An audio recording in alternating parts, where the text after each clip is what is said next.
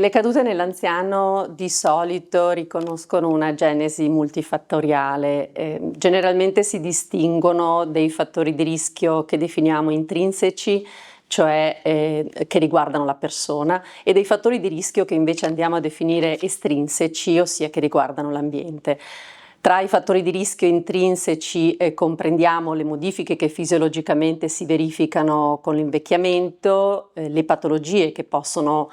comparire o essere diagnosticate con l'invecchiamento, i farmaci e anche un altro aspetto particolare, quello della paura di cadere. Partiamo da questi fattori di rischio, appunto quelli intrinseci.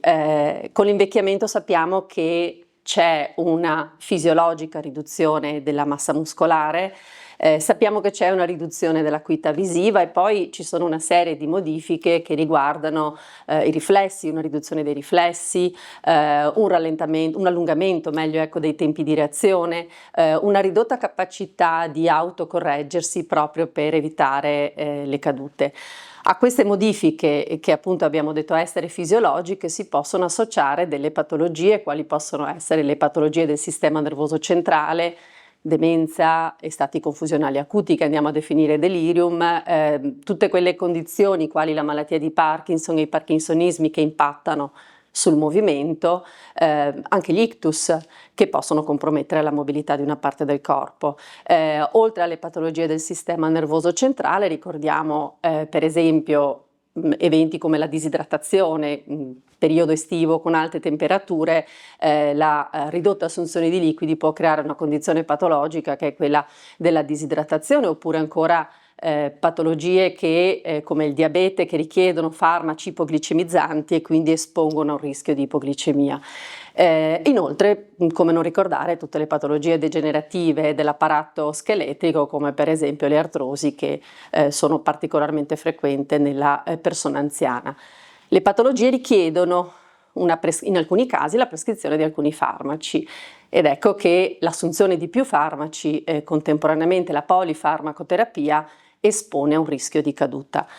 A questo si sommano anche i possibili effetti collaterali dei singoli farmaci, per esempio farmaci diuretici che sono fondamentali in alcune condizioni patologiche possono, riducendo la volemia, determinare una ipotensione ortostatica, quindi un brusco calo pressorio nel passaggio dalla posizione distesa, dal clinostatismo alla posizione eretta, l'ortostatismo e di conseguenza favorire